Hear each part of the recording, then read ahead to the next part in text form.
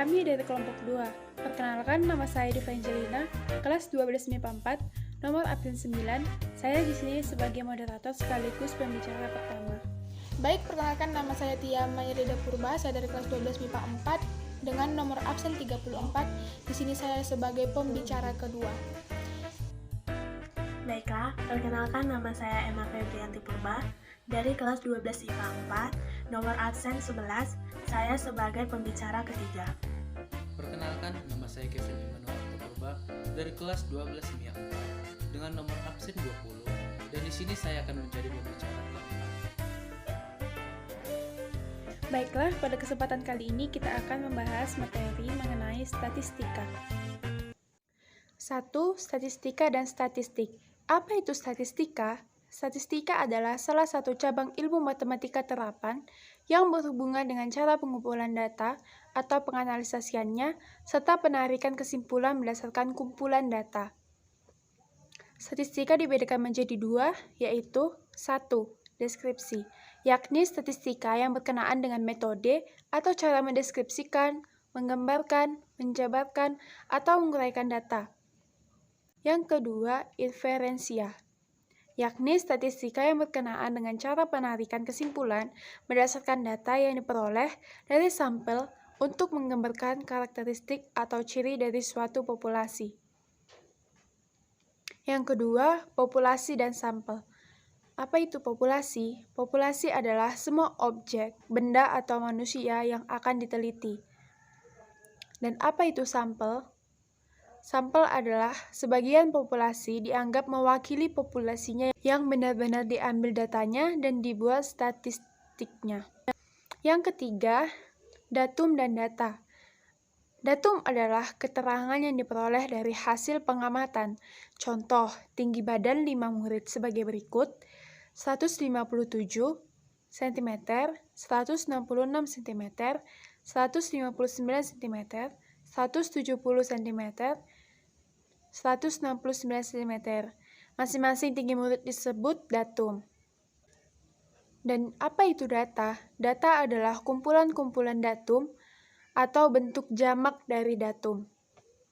Yang keempat, jenis-jenis data. Yang pertama, data kuantitatif atau data numerik, merupakan hasil pengukuran atau perhitungan yang dibedakan menjadi dua, yaitu 1. Data kontinu adalah data yang diperoleh dari hasil pengukuran. Contoh, luas SMA negeri adalah 0,5 hektar. Yang kedua, data diskrit adalah data kuantitatif yang diperoleh dari hasil perhitungan. Contoh, Pak Satpam memiliki 2 kereta atau 2 sepeda motor. Yang kedua yaitu data kualitatif, adalah data yang berbentuk kategori atau atribut. Contohnya, manis, rusak, gagal, sembuh. Yang ketiga, data intern dan data ekstern. Data intern adalah data yang diperoleh dari suatu instansi atau lembaga atau organisasi. Yang kedua, data ekstern adalah data yang diperoleh dari luar instansi. Dibagi menjadi dua, yaitu data primer adalah data yang langsung dikumpulkan oleh orang yang berkepentingan atau yang memakai data tersebut. Dan data sekunder adalah data yang secara tidak langsung dikumpulkan oleh orang yang berkepentingan dengan data tersebut. Kita akan membahas mengenai penyajian data tunggal. Ukuran pemusatan kumpulan data terbagi menjadi 3, yaitu yang pertama MEAN. MEAN adalah nilai rata-rata. Rumus untuk menentukan nilai rata-rata adalah X rata-rata sama dengan X1 tambah X2 tambah Xn per N. Yang kedua adalah modus. Modus dari data X1, X2, X3 sampai Xn didefinisikan sebagai nilai datum yang paling sering muncul atau nilai datum yang memiliki frekuensi terbesar. Yang ketiga adalah median. Median adalah nilai tengah. Untuk menentukan median, syarat data harus diurutkan dari yang terkecil ke terbesar. Jika N sama dengan ganjil, maka rumus median sama dengan X setengah kali N tambah 1. Dan jika N sama dengan genap, maka rumus median sama dengan setengah kali Xn per 2 tambah X kali N per 2 tambah 1. Ukuran letak kumpulan data. 1. Kuartil data tunggal. Terbagi menjadi 3, yaitu 1 untuk Q1. Jika N elemen ganjil, maka digunakan X1/4 dikali N ditambah 1. Jika N elemen genap, maka digunakan X1/4 dikali N ditambah 2. Yang kedua untuk Q2. Menggunakan rumus yang sama dengan mencari median atau baik untuk data berjumlah ganjil maupun berjumlah genap. Yang ketiga untuk Q3. Jika N elemen ganjil, digunakan X3/4 dikali N ditambah 1. Jika N elemen genap, maka yang digunakan X1/4 dikali 3N ditambah 2. Yang kedua yaitu statistika 5 serangkai. Diketahui data sebagai berikut. Data dapat dilihat dari PowerPoint kami. Tentukan statistika 5 serangkai. Penyelesaian dari data yang sudah diurutkan, maka diperoleh X min 41 merupakan data yang nilainya terendah. X maksimum yaitu 100 merupakan data yang nilainya tertinggi. Q1 sama dengan 53 merupakan kuartil bawah. Q2 sama dengan 67,5 merupakan kuartil tengah atau median. Yang Q3 yaitu 87 merupakan kuartil atas. Yang ketiga yaitu desil. Urutan atau letak desil ke I. Dengan rumus I per 10 dikali N ditambah 1. Yang keempat, rataan kuartil atau RK. RK sama dengan 1/2 dikali Q1 ditambah Q3. Yang kelima, rataan 3 kuartil dengan rumus RT sama dengan 1/4 dikali Q1 ditambah 2Q2 ditambah Q3. Ukuran penyebaran kumpulan data. Ukuran penyebaran kumpulan data berlaku pula untuk data kelompok. Untuk mendapatkan jangkauan atau rentang atau dapat kita sebut dengan range, kita dapat menggunakan rumus R sama dengan X max dikurang dengan X min. Dan untuk mendapatkan jangkauan antar kuartil, kita dapat menggunakan rumus H sama dengan Q3 dikurang Q1. Sedangkan untuk mendapatkan simpangan kuartil atau jangkauan semi antar kuartil, kita dapat menggunakan rumus QD sama dengan 1/2 dikali Q3 dikurang Q1. Dan untuk mendapatkan langkah, dapat dikenakan rumus L sama dengan 3/2 dikali Q3 dikurang Q1. Dan untuk mendapatkan pagar dalam, kita dapat menggunakan rumus PD sama dengan Q1 dikurang L. Dan pagar luar sama dengan PL sama dengan Q3 ditambah L. Dengan catatan, jika PD lebih kecil sama dengan XI, lebih kecil sama dengan PI, maka datanya dinamakan data normal. Dan jika XI lebih kecil dari PD atau XI lebih besar dari PI, maka datanya dinamakan data tidak normal atau dapat disebut dengan pecilan. Untuk ragam, ada 3 rumus yang dapat digunakan. Rumus pertama yaitu X kuadrat sama dengan 1/N sigma XI dikurang X rata-rata di kuadrat. Dan untuk rumus kedua yaitu S kuadrat sama dengan sigma XI kuadrat dikurang N X rata-rata per N dikuadratkan. Dan untuk rumus ketiga yaitu S kuadrat sama dengan sigma XI per N dikuadratkan dikurang sigma XI kuadrat per N dikuadratkan. Dan untuk simpangan baku sendiri adalah akar kuadrat dari ragam. Jadi simpangan baku yaitu S sama dengan akar kuadrat S pangkat 2. Dalam statistika terdapat banyak istilah, yaitu 1. Kelas. Kedua, batas kelas, yaitu nilai-nilai ujung yang terdapat pada suatu kelas. Ada batas bawah, ada batas atas. Yang ketiga, tepi kelas. Tepi bawah. Cara kita mencari batas bawah yaitu dengan dikurang 0,5. tepi atas atau batas atas, kita mencarinya dengan ditambah 0,5. Istilah yang keempat yaitu panjang kelas atau interval kelas. Cara mencari panjang kelas yaitu tepi atas dikurang tepi bawah. Yang kelima, titik tengah kelas atau nilai tengah kelas atau rataan kelas. Cara mencari titik tengah yaitu 1/2 dikali batas bawah ditambah batas atas. Penyajian data. B. Data kelompok. Ukuran pemusatan kumpulan data. 1. Mean atau rataan. Ada 3 cara yaitu 1. Menggunakan titik tengah atau cara biasa. X rata-rata sama dengan sigma Fi kali Xi per sigma Fi. Yang kedua, menggunakan simpangan rata-rata sementara. X rata-rata sama dengan X rata-rata sementara ditambah sigma Fi dikali Di per sigma Fi, di mana Di sama dengan X rata-rata sementara ditambah Xi. Yang ketiga, menggunakan pengkodean atau coding, yaitu rumusnya X rata-rata sama dengan X rata-rata sementara ditambah sigma Fi dikali Ci per sigma Fi dikali P, di mana X rata-rata sama dengan rata-rata hitung data berkelompok. X rata-rata sementara yaitu rata-rata sementara. Fi sama dengan frekuensi data kelas ke I, Xi sama dengan nilai tengah kelas ke I, Ci sama dengan kode kelas ke I, dan P yaitu panjang interval.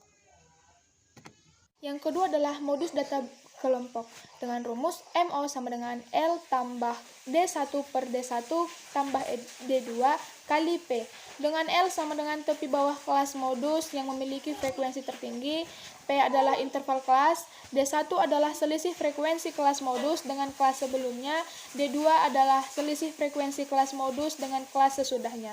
Yang ketiga, kuartil data kelompok.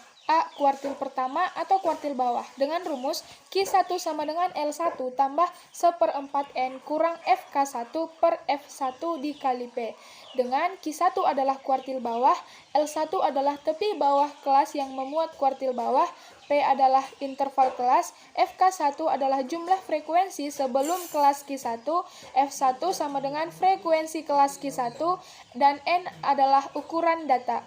Untuk mencari kelas Q1 adalah dengan X Q1 sama dengan Xn per 4.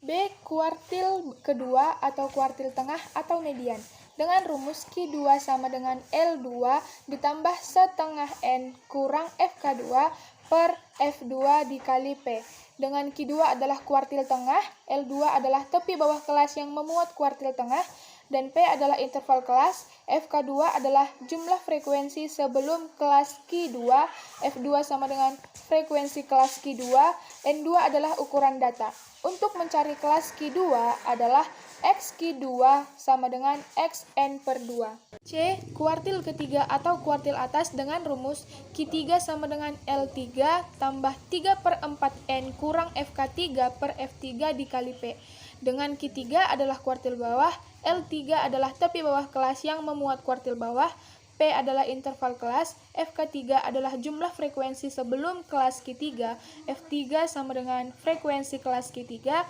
dan N adalah ukuran data. Untuk mencari kelas Q3 adalah dengan Xq3 sama dengan X3/4N. Bentuk penyajian data. Ada dua cara untuk menyajikan data, yaitu dengan tabel dan grafik, atau bisa juga kita sebut dengan diagram. Saya akan menjelaskan tabel atau daftar. Tabel atau daftar merupakan kumpulan angka yang disusun menurut kategori atau karakteristik dari data tersebut, sehingga memudahkan analisis data. Dan distribusi frekuensi atau tabel frekuensi adalah pengelompokan data dengan cara mendistribusikan data dalam kelas atau selang dan menetapkan banyaknya nilai yang termasuk dalam setiap kelas tersebut. Mengubah data berkelompok menjadi distribusi frekuensi.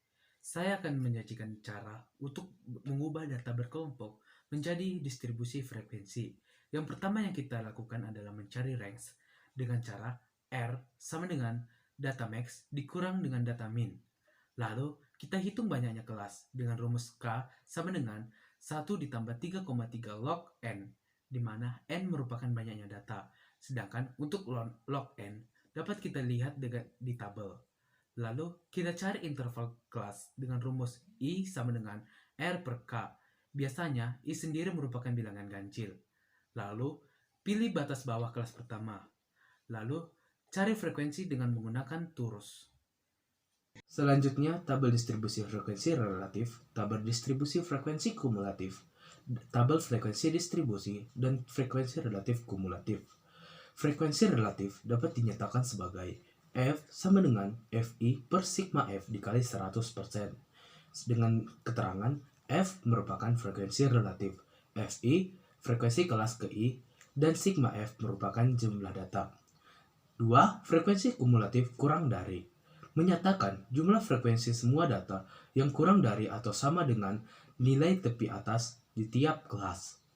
3. Frekuensi kumulatif lebih dari. Menyatakan jumlah frekuensi semua nilai data yang lebih dari atau sama dengan nilai tepi bawah pada setiap kelas. 4. Frekuensi kumulatif relatif atau dapat dinyatakan sebagai FRK. Frekuensi kumulatif relatif menyatakan jumlah frekuensi semua data yang kurang dari atau sama dengan yang dinyatakan dalam bentuk persen, atau dapat dinyatakan sebagai FK sama dengan FK per sigma F dikali 100%, dengan FK sama dengan frekuensi relatif kumulatif dan dinyatakan dalam bentuk persen, dan FK merupakan frekuensi kumulatif suatu kelas, sedangkan sigma F merupakan jumlah data. 2.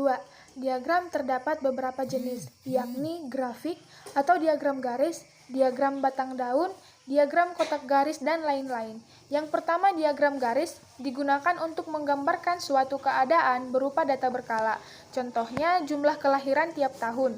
Yang kedua, diagram batang daun yang digunakan untuk menyatakan penyebaran data.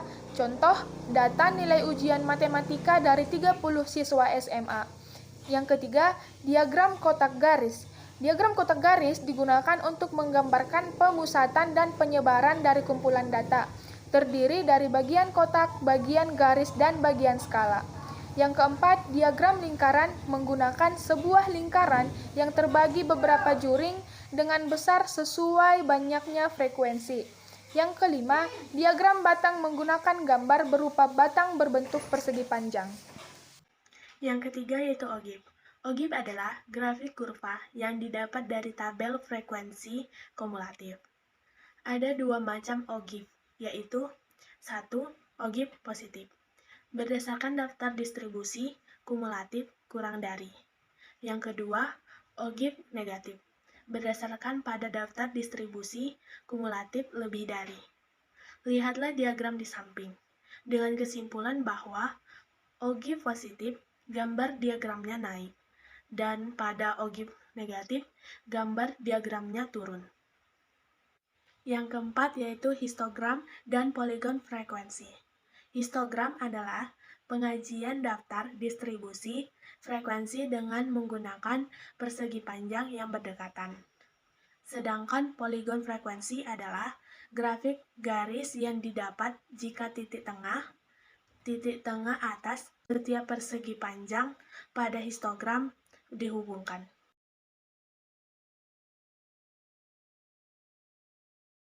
Baik, saya dari pembicara ketiga. Di sini saya akan menjelaskan bagaimana cara menghitung data berkelompok, yaitu menghitung rata-rata, median, modus, kuartil, dan desil. Nah, di sini ada contoh soal yang saya ambil dari PowerPoint kelompok kami. Di sini sudah kami buat data distribusi frekuensi tinggi badan dari 36 siswa SMA. Untuk kelas yang pertama yaitu 130 sampai 136 dan seterusnya. Kemudian untuk batas kelas yaitu barisan 130 ini dikurang 0,5. Sedangkan 136 ini barisannya itu ditambah 0,5. Maka diperoleh 129,5 sampai 136,5 dan seterusnya. Kemudian untuk mencari titik tengah, jumlah batas kelas dibagi dengan 2, yaitu 129,5 ditambah 136,5 dibagi 2, sama dengan 266 dibagi 2, maka hasilnya 133. Maka untuk cara selanjutnya sama. Kemudian untuk mencari frekuensinya sudah ditentukan dari data yang sudah kami buat di PowerPoint kami.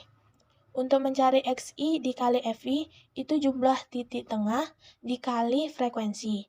133 dikali 3 maka dihasilkan 399 dan seterusnya. Kemudian XI dikali FI keseluruhannya dijumlah maka hasilnya 5530. Untuk mencari FI yaitu yang kolom pertama 3, yang kedua 3 ditambah 2 5, 5 ditambah 10 15, 15 ditambah 9 24, 24 ditambah 5 29, 29 ditambah 5 34, 34 tambah 2 sama dengan 36. Kemudian untuk mencari D1-nya yaitu yang kolom pertama yaitu 0 karena 3 tidak memiliki selisih. Kemudian untuk yang kolom kedua yaitu 3 dengan 2 selisihnya itu 1. Kemudian 2 dengan 10 selisihnya 8, 10 dengan 9 selisihnya 1, dan untuk seterusnya. Kemudian untuk mencari D2 yaitu dari yang pertama ini, kemudian dengan yang kedua selisihnya yaitu 1. Kemudian 2 dengan 10 selisihnya 8. Kemudian untuk seterusnya seperti cara pertama. Kemudian untuk selisih batas kelas, yaitu yang pertama 130 sampai 136, itu berselisih 6, maka ditambah 1 menjadi 7. Untuk mencari rata-rata, yaitu rata-rata sama dengan sigma XI dikali FI per FI. Jumlah dari sigma XI dikali FI yaitu 5.530 dibagi jumlah keseluruhan siswa, yaitu 36. Maka diperoleh 153,61. Maka untuk mencari median, setengah N sama dengan 36 per 2 sama dengan 18. Data ke-18 ada pada batas kelas 150,5 sampai 157,5. Maka diperoleh LI sama dengan 150,5, P sama dengan 7, FI sama dengan 24, FI sama dengan 9. Median dengan rumus LI ditambah P dikali 1 per 2N dikurang FI per FI. Sama dengan 150,5 ditambah 7 dikali 18 dikurang 24 per 9. Sama dengan 150,5 ditambah 7 dikali minus 6 per 9. Sama dengan 150,5 ditambah minus 4,6. Sama dengan 145,9. Kemudian untuk mencari nilai modus berada pada kelas 150,5 sampai 157,5. Diketahui LI sama dengan 150,5, P sama dengan 7, D1 sama dengan 1, D2 sama dengan 4. Maka rumus modus yaitu LI ditambah P dikali D1 per D1 ditambah D2. Modus sama dengan LI ditambah P dikali D1 per D1 ditambah D2 sama dengan 150,5 ditambah 7 dikali 1 per 1 ditambah 4. Sama dengan 150,5 ditambah 7 dikali 1 per 5. Sama dengan 150,5 ditambah 1,4. Sama dengan 151,9. Kemudian untuk mencari nilai kuartil yaitu Q2 sama dengan median dengan rumus LI ditambah P dikali 1 per 2N dikurang FI per FI. Kuartil bawah sama dengan Q1 ada pada kelas yang ketiga. Diketahui LI sama dengan 143,5, P sama dengan 7, FI sama dengan 15, FI sama dengan 10. Kemudian untuk mencari Q1 dengan rumus LI ditambah P dikali 1 per 4N dikurang FI per FI. Sama dengan 143,5 ditambah 7 dikali 9 dikurang 15 per 10. Sama dengan 143,5 ditambah 7 dikali minus 6 per 10. Sama dengan 143,5 ditambah minus 4,2. Maka hasilnya 139,3. Kemudian, kuartil atas sama dengan Q3, berada pada kelas yang kelima. Diketahui Li kuartil atas, kemudian untuk mencari kuartil atas sama dengan Q3 berada pada kelas yang kelima. Diketahui Li sama dengan 157,5, P sama dengan 7, Fi sama dengan 29, Fi sama dengan 5, 3/4N sama dengan 27. Untuk mencari Q3 dengan rumus Li ditambah P dikali 3/4N dikurang Fi per Fi. Sama dengan 157,5 ditambah 7 dikali 27 dikurang 29 per 5. Sama dengan 157,5 ditambah 7 dikali minus 2 per 5. Sama dengan 157,5 ditambah minus 2,8, maka diperoleh 154,7. Kemudian, untuk mencari nilai desil atau data dibagi 10 bagian. Diketahui Li sama dengan 136,5, D1 sama dengan 1/10N sama dengan 36/10 sama dengan 3,6. P sama dengan 7, Fi sama dengan 5, Fi sama dengan 2. Desil berada pada kelas yang kedua. Desil dengan rumus Li ditambah P dikali 1/10N dikurang Fi per Fi. Sama dengan 136,5 ditambah 7 dikali 3,6 dikurang 5 per 2. Sama dengan 136,5 ditambah 7 dikali minus 1,4 dibagi 2. Sama dengan 136,5 ditambah minus 4,9. Maka diperoleh hasilnya 131,6. Baiklah, di sini saya sebagai pembicara pertama akan menjelaskan mengenai penyajian data dalam bentuk grafik. Yang pertama kita sajikan dalam bentuk histogram. Jadi di sini datanya sudah terdapat dalam tabel, jadi kita akan membuat ke grafiknya. Seperti yang bisa kita lihat, histogram itu bentuknya seperti ini. Di sini adalah frekuensinya, di sini adalah tinggi badan siswa 36 orang. Tinggi badan, frekuensi. Yang kedua adalah kita sajikan dalam bentuk poligon frekuensi yang bisa kita lihat pada gambar berikut. Di sini tetap sama, yaitu frekuensinya, dan di sini tinggi badannya, dan gambarnya seperti ini. Yang ketiga adalah OGIF. Dan dapat kita lihat pada gambar berikut ini, di barisan sini tetap frekuensi, yaitu frekuensi kumulatif, dan di barisan sini adalah tinggi badan. Yang gambarnya bisa kita lihat seperti yang sudah tertera di sini. Yang selanjutnya kita akan membahas mengenai simpangan rata-rata atau yang biasa kita simbolkan dengan SR. Rumusnya yaitu seperti berikut. Jadi kita tinggal memasukkan data yang sudah kita cari, yaitu 332,54 dibagi 36. Hasilnya 9,2372. Ini adalah simpangan rata-rata dari soal yang kita bahas tadi. Yang kedua, kita akan mencari ragam atau variansi. Rumusnya yaitu seperti berikut. Jadi kita tinggal memasukkan angkanya. Setelah kita cari, kita mendapatkan sigma Fi yaitu 36. Hasilnya. Dan yang ketiga, kita akan mencari simpangan baku atau yang biasa kita simbolkan dengan S. Rumusnya seperti berikut.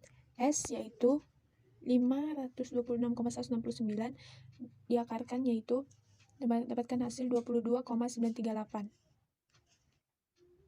Baiklah, sekian presentasi kami. Jika ada kata-kata kami yang salah, mohon dimaafkan karena kami masih dalam proses pembelajaran. Akhir kata, saya sebagai moderator mengucapkan terima kasih.